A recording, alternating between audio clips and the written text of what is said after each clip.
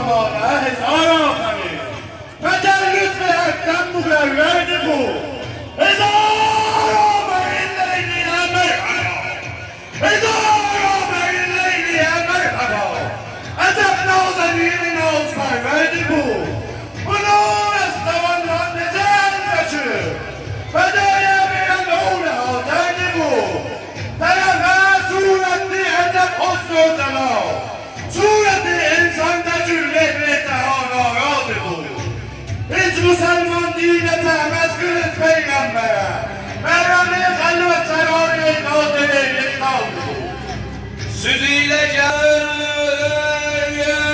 gezmek çağdavaya tamam biz bakıram durmusuz temaşaya. Eşkine ego ben tümle sohbet beyan. İçtima hak işmiş ego peygamber tecrü.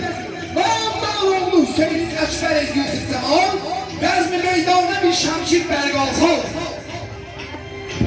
Aşağı olmuş yakın gelmiş Hüseyin'in doğduna Ahmet Erboysa Habib Leyletul Esrar'dı bu Bu zamana bir sahne kazaktı mihaya Ne giren şokatı dünyadı bu